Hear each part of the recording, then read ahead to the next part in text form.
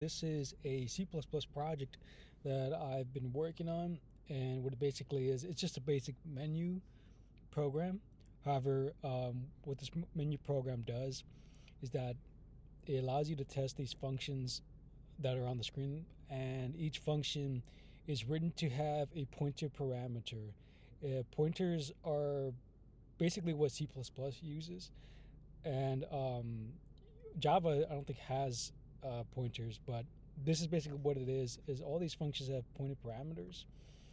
And so here is an example of one of those pointer parameters, which is if I press 1, it'll take me to this function right here, which is add values. And basically it's basically like a regular function, but it just uses pointer parameters.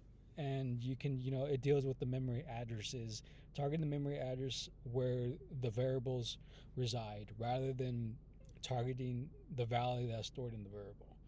So, and there are a lot of YouTube videos you could find about that subject.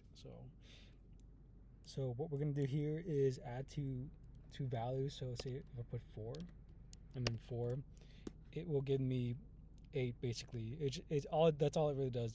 Basic function, but just with pointers basically. And so then now we are going to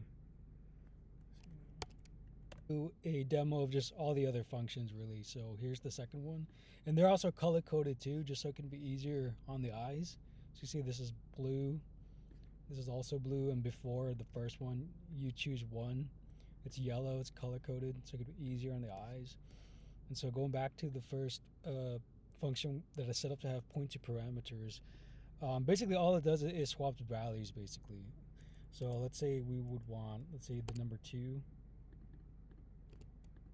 Why is it working? Oh, I think I gotta restart it again.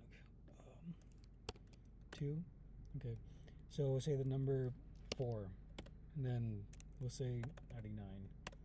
And it just swaps them before swap, after swap, and swaps them around basically. And then here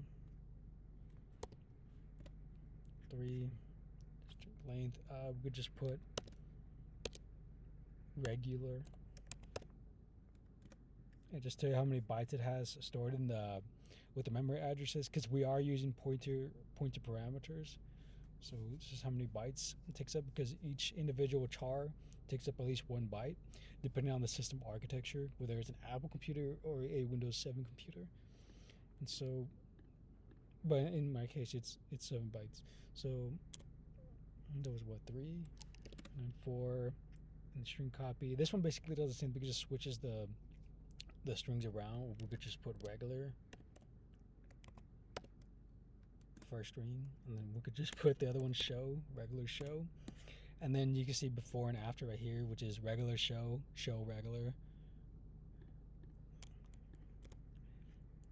And then we do concatenation, which is basically concatenation, but just all with pointer parameters.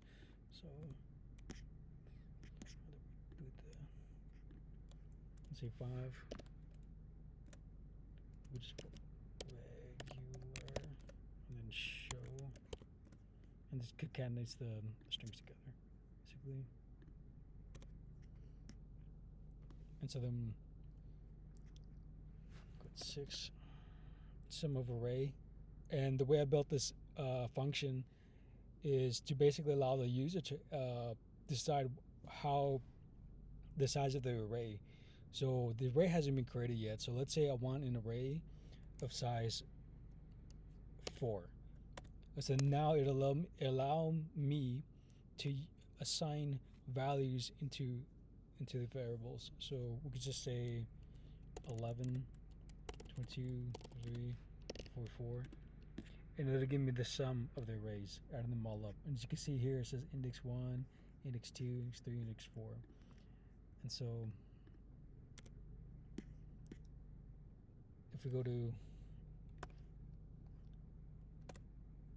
7, function 7, which is basically the same thing, it does it in reverse, and it allows you to pick the array size. So instead of 4, we can maybe do, we could do 5. So we're going to insert 5 values now. So 11, 2, 3, 4, 5.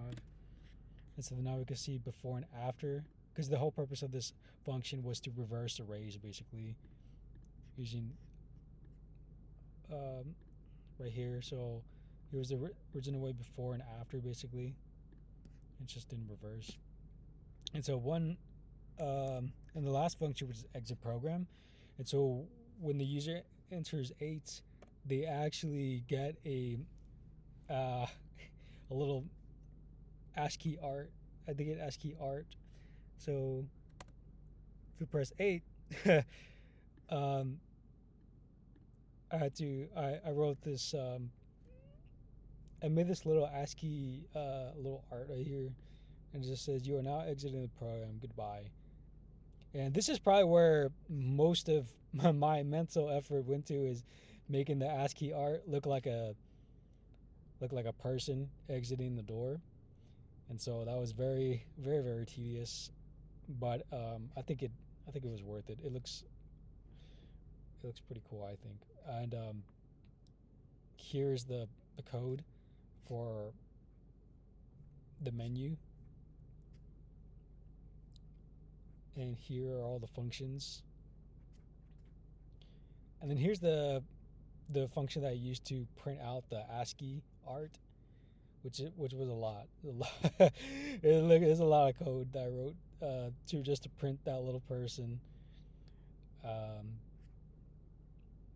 exiting the door, which I like the way it came out.